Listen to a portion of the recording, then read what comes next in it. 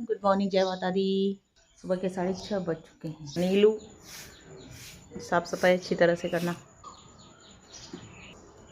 यहाँ पर मैं रसोई में आ चुकी थी और भगवान के बर्तन वगैरह धो लिए थे, क्योंकि मेरे पति जल्दी उठकर नहा धो करके बालाजी की पूजा करते। हमारे मंदिर है बालाजी का, तो यहाँ पर मैंने चाय भी बनाकर तैयार कर ली थी। हमारे पापा जी और मेरे लिए ही, हम दोनों ही पीते हैं, और मेरे पति जो भगवान को नहला रहे थे।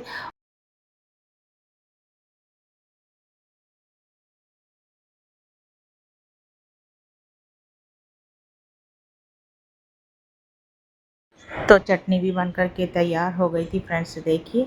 और अब यहाँ पर चटनी बना रही थी ना मैं, उसी समय यहाँ जार में से थोड़ी सी उछल कर के सारी मिक्सी में गैस वगैरह में छींटे पड़ गए थे, तो इनको साफ़ कर रही हूँ यहाँ से।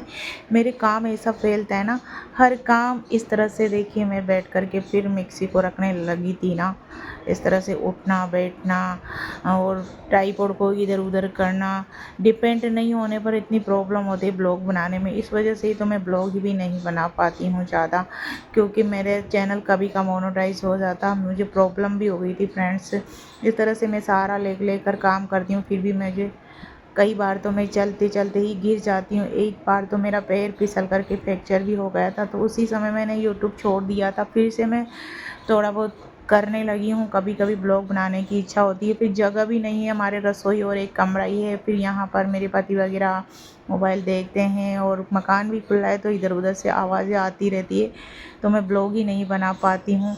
बहुत प्रॉब्लम है लाइफ में। बच्चा भी यहाँ नहीं रहता है मेरा, बड़ी सिस्टर के यहाँ पर रहता है, तो थोड़ा बहुत उससे भी सहारा मिल जाता मुझे। अभी तो छोटा ही 8th क्लास में ही पढ़ता है। तो यहाँ पर चटनी वगैरह बना कर के तैयार कर दी थी मुझे। अब पापा जी के लिए रोटी बनानी थी। गाय और पापा जी के लिए आटा लगा कर पहले ही रख लिया था मैंने, क्योंकि वो दवाई वगैरह लेते हैं, बीमार चल रहे हैं, कुछ नहीं कर पाते हैं। उनको दिखने में भी इतनी प्रॉब्लम है फ्रेंड्स, बिल्कुल नहीं देख पाते हैं। उनको रोटी भी दिखाई नहीं देती है, बेचारे चल फिर नहीं सकते बिना आँखों के। तो उनको हर काम बच्चे की तरह करना पड़ता है उनका। ये तो मेरे पति और देवर ऐसे हैं कि इस ज़माने में ऐसे बेटे किसी किसी को ही नसीब होते हैं, तो सारा काम कर देते हैं। उनको कोई बेटे तो ऐसे ना अपने माँ बाप पर खींचने लग जाते हैं, लेकिन मेरे पति और मेरे देवर तो कभी अपने पापा जी से नाराज़ ही नहीं होते हैं। और उनका लैट्रिन वगैरह और पेशाब में भी कैथेटर लगी हुई, डायपर लगा हुआ है, हर काम बच्चे की तरह संभालना पड़ता है। उनकी एज भी बहुत ज़्यादा हो गई है, 90 साल के करीब हैं। पर जब तक भगवान की मर्ज़ी होंगी तब तक जिएंगे। ये तो ऊपर ऊपर वाले की ऊपर है। और अभी मेरे देवर भी जवान ही थे, हार्ट अटैक से उनका भी एक निधन हो गया है। अभी तो 1 ही मंथ हुआ है, ज़्यादा टाइम भी नहीं हुआ है। तो यहाँ पर 1 रोटी पापा जी के लिए और 1 रोटी गाय के लिए बनाई है मैंने। बाकी हमारे लिए तो मैं नहाने धोने के बाद ही, सारा काम करने के बाद ही खाना बनाऊँगी। तो हम तो लोग लेट ही खाते हैं, पापा जी तो जल्दी खाते हैं, इस वजह से। तो और अभी बहुत बुरा हुआ फ्रेंड्स, पहले तो ये पापा जी बीमार हो गए, और पापा जी इनको ये दुख देखना बाकी था, अपने जवान बेटे का अपने सामने इस तरह से होना। ये बहुत बुरी घटना हुई हमारे साथ अचानक से, ऐसे हार्ट अटैक से। मेरे देवर हमारे गांव ही आ रहे थे, वो जयपुर ही रहते थे, और यहाँ गांव आने के लिए बैग लेकर ही आ रहे थे, लेकिन रास्ते में उनको अटैक आ गया था। तो बहुत बुरी घटना हो गई थी अभी। और देखिए फ्रेंड्स, मैं चल नहीं पाती हूँ ना, पैरों से लाचार हूँ। इस वजह से मुझे इतनी प्रॉब्लम होती है ना ब्लॉग बनाने में, पता नहीं मुझे क्या हो गया। मैं पहले इस तरह से ब्लॉग नहीं बनाती थी, मैं यूट्यूब के बारे में कुछ भी नहीं जानती थी, लेकिन पता नहीं क्या हुआ मुझे कि मेरे दिल में क्या आया कि मैंने चैनल बना लिया, इस तरह से वीडियो डालने लगी। फिर बढ़िया सा चल रहा था मेरा चैनल, मोनेटाइज होने ही वाला था, लेकिन मुझे प्रॉब्लम हो गई, पैर फ्रैक्चर हो गया, कुछ भी नहीं कर पाई मैं। तो सारा मेरा पास टाइम था वो कम हो गया है। अब फिर से मैंने शुरू किया है, तो आप लोग मेरा सपोर्ट बनाना प्लीज़। एक हैंडीक्राफ्ट, एक विकलांग अपना कैसे रूटीन करती है अपना डेली का, कितनी प्रॉब्लम आती है आप लोग जानते हो।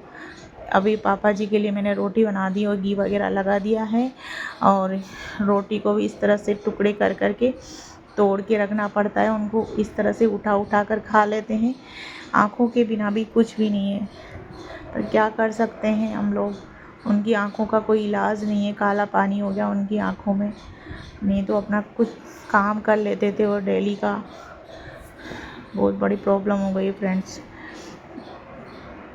और हर काम मुझे धीरे धीरे ही करना पड़ता है, सहारा ले लेकर चल पाती हूँ। और हमारा मकान भी ऐसा नहीं है कि मैं पकड़ के चल पाऊँ, ऐसा खुला मकान है तो मेरे को चेयर लेकर जाना पड़ता है, ऐसे दीवार के हाथ लगा कर चल पाती हूँ मैं। और मैं ऐसी तरह से गिर गई ना तो मुझे डर बैठ गया, नहीं तो मैं पहले ऐसे दीवार पकड़ के चली जाती थी, लेकिन अब नहीं चल पाती हूँ। जब से मेरा बेटा हुआ है तब से तो मुझे डर ही लगने लग गया है। अब जैसे जैसे उम्र बढ़ती है तो डर भी बैठने लग जाता है। और तो यहाँ पर पापा जी का खाना भी बनकर तैयार हो गया है। उनके खाने में मैंने चटनी और रोटी और इस तरह से तोड़ के रखा है, और ये आम का जूस है। तो हमारे पापा जी का खाना तैयार है, मेरी ये जिम्मेदारी पूरी हो गई है। खाना वगैरह खाने के बाद में उनको दवाई वगैरह दे देंगे, फिर वो रेस्ट कर लेंगे, फिर हमारा काम रह जाएगा फ्रेंड्स। और दूध को उबाल लेती हूँ जग में।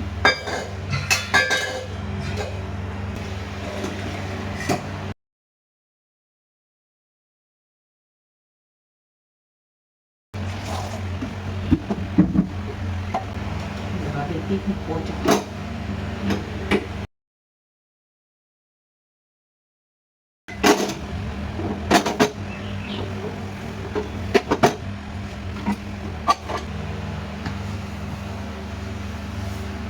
जी भाई शर्मा साहब हाँ रब्बा जो पापा जी।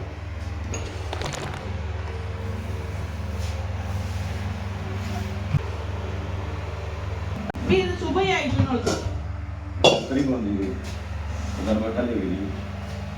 अब यहाँ पर फ्रेंड्स दूध वगैरह ले रही हूँ क्योंकि मुझे कैल्शियम की दवाई लेनी पड़ती है। मेरे को मीठा ही दूध पसंद है, मैं फीका ले रही हूँ फ्रेंड्स में।